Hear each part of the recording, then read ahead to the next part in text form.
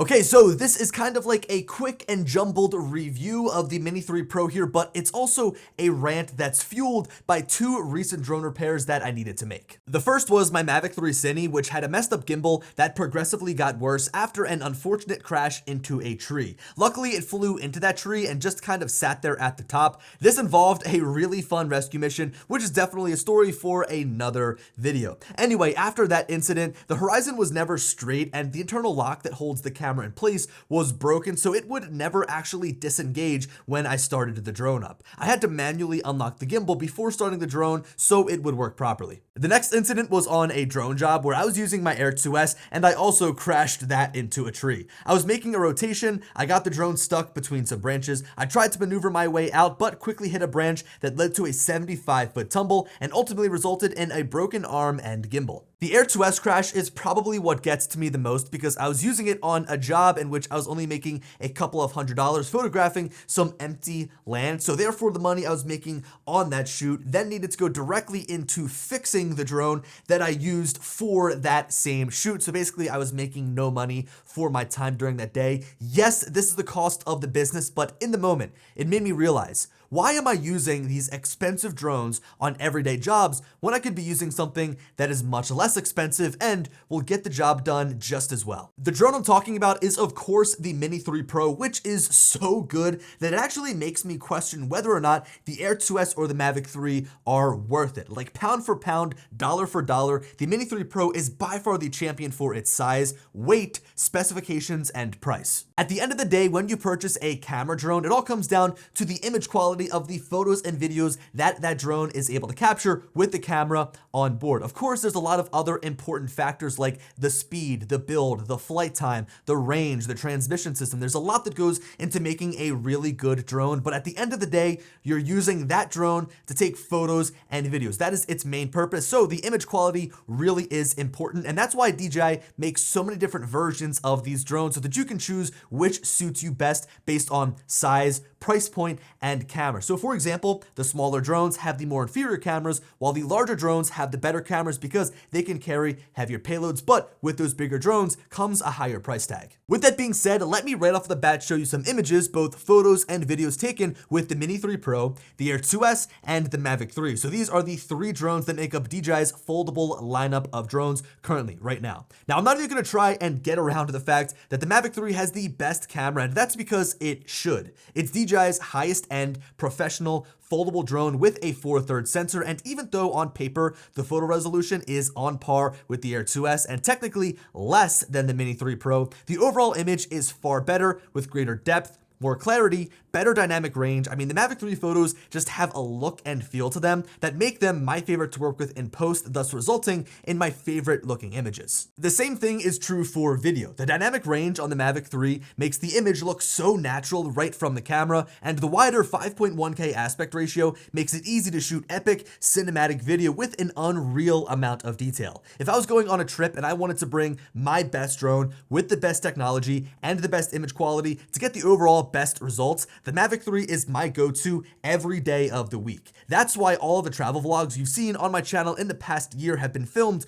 with this drone. The video quality is just unbeatable. With that said, let me stop gushing over the Mavic 3 and get to my point. The video quality from the Mini 3 Pro is damn good, like to the point where when shooting with it, I never wished myself, man, I really wish I used my Mavic 3 for these clips. And think about it, I just went on for minutes raving about the Mavic 3 camera. So to come to a conclusion that the Mini 3 Pro can capture clips that are just as good for my use case is definitely saying something. That last sentence is really important. You need to understand your use case to figure out what drone is going to suit you best. For example, if you're frequently contracting out to capture aerial video for, say, high budget films, short films, or maybe even TV shows, then the Mavic 3 Cine or the Inspire 2 are probably going to be more up your alley. If instead you find yourself falling in the category of the other like 97% of drone pilots, you're probably using your drone for social media content creation, landscape shooting, cityscape shooting, real estate, construction, hyperlapses, literally anyone else, then the Mini 3 Pro is all the drone that you need. Like, let's think about all the things that we need to make a good drone. You want it to be portable, you want it to have a great camera, you want it to have great specs with a long flight time, you want it to be quiet so you aren't making a scene, you want it to have an awesome transmission system so you don't lose signal and can fly far away, you want it to have a good controller with good flight characteristics, and oh, what meets literally every single one of those categories?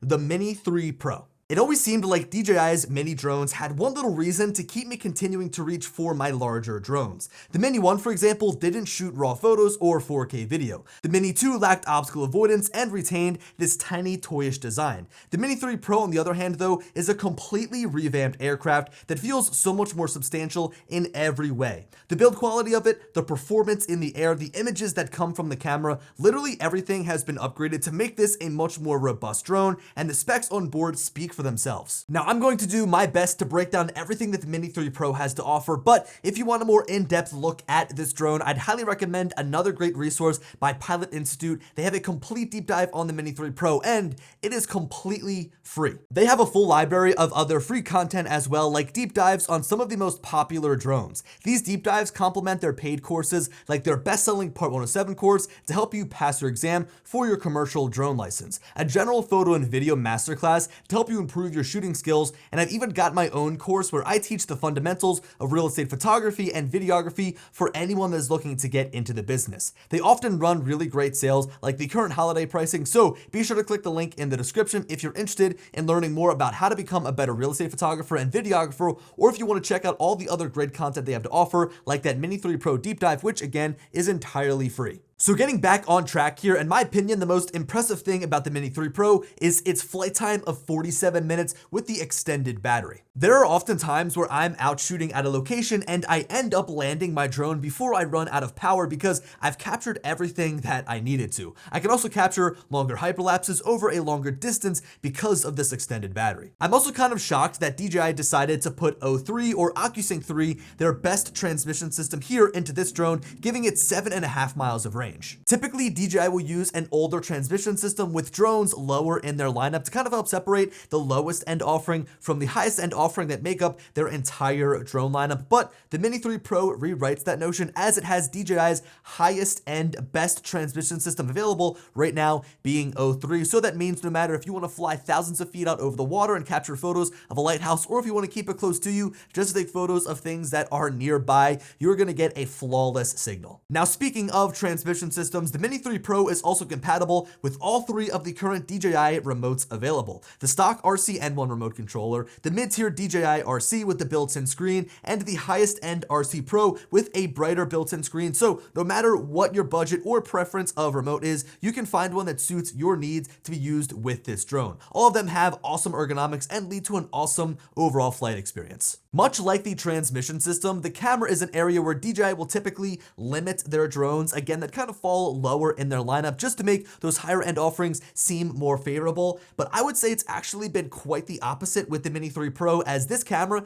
can actually do some things that other drones in their lineup can't do. For example, the biggest feature that this drone's camera offers is the ability to rotate vertically to capture portrait photos and videos, which are great for sharing on social media sites. This aspect ratio fits the screen of your phone, which is where most people consume content, so being able to natively shoot in that aspect ratio is a big plus. The specs of the camera itself are great too, with the ability to capture super detailed 48 megapixel photos. You can also capture video in 4K at 60 frames per second, which just kind of seems to be the standard now. Whether the camera is on a smartphone, a drone, if it's an action camera, or a mirrorless camera, 4K 60 is that sweet spot. I've shared some images from this drone earlier in this video, in previous videos, and over on my Instagram, and this is really where the Mini 3 Pro can speak for itself. Those specs are great to read to understand what your drone is capable of, but actually looking at the photos and videos it captures will help you understand why this drone is so powerful. I'll leave a few sample clips down below for you to download from Dropbox so that you can see just how great these clips are for yourself right off of the SD card. As a product of the camera rotating vertically, it's now been mounted onto the drone in a much different way. This leaves a lot of room above the camera as it's mounted to the sides instead of to the top side of the drone. This is important because it'll allow the camera to pitch upwards during flight, giving you a lot of flexibility. Probably one of this drone's biggest strengths is its size, which makes everything that we just discussed seem even more insane. The fact that they were able to fit that much flight time with this good of a camera with the O3 transmission system inside of a drone of this size seems downright impossible. I mean, this drone is smaller than the controller that you use to fly it. It's pretty obvious that this means transporting this drone is incredibly easy. I mean, the drone itself, a remote and some extra batteries barely takes up any room at all. This entire kit here can fit into a fairly small pocket or section of your backpack. I remember the days where you would need a special backpack just to carry the drone, but now you have something that is better in every way and is a fraction of the size. It's really, truly amazing. Now, this small size also means that the Mini 3 is very quiet. I mean, no matter the circumstances, when you get this drone 100 feet away, there is no shot that you're going to hear it, which is a good thing because I hate going to a crowded place, taking off my drone and attracting a scene. This drone is tiny and keeps the noise level down, which is a huge plus.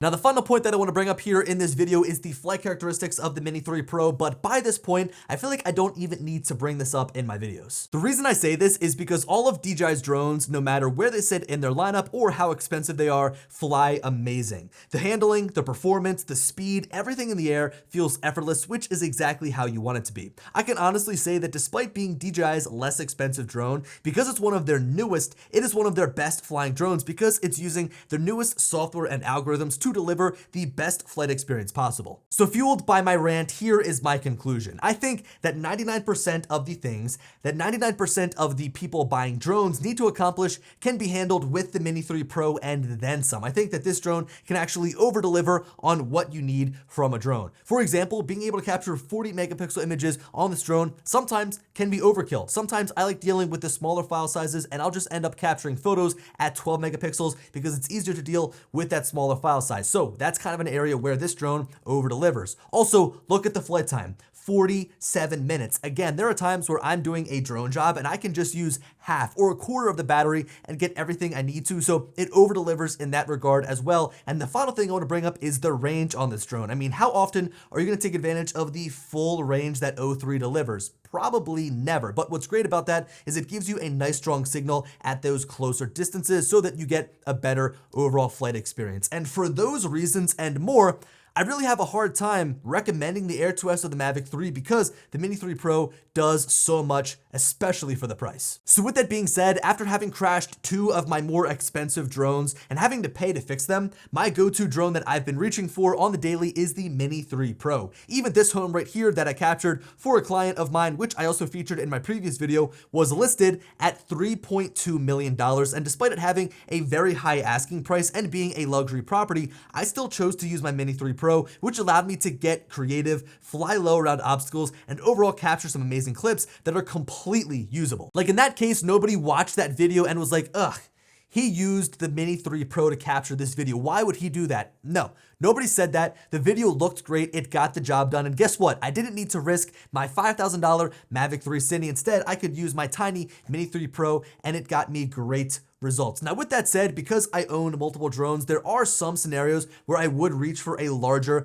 more substantial drone. It's not to say that the Mini 3 Pro wouldn't be able to fare in these scenarios, but this is just where, like, I'd say having a larger drone would be more beneficial. So for example, if I'm flying on a windy day, having a bigger drone can just handle that wind a little bit better. Also, if I was, say, capturing photos or videos of a really large property for sale, like recently over the summer, I was doing photographs of a 300-acre farm. In that regard, I went with my Mavic 3 Cine because it was faster and it let me get from point A to point B in a more timely fashion so I could get the job done and move on to my next one. The Mini 3 Pro could of course handle it. It could make it around the farm. It could take great photographs, but again, it just helped me get the job done faster, being able to use a larger, more substantial drone. I also think I'd probably use my Mavic 3 in favor of the Mini 3 if I'm down at the shore, just because it can get windy down there. Sometimes flying out over the water, the wind really picks up. So again, I'd probably use a larger, more substantial drone in that scenario. If I'm on a construction site, I might also use a larger drone just because it kind of fits that narrative, like having a larger drone on a big construction site. And those construction sites sometimes can be big. So using a big drone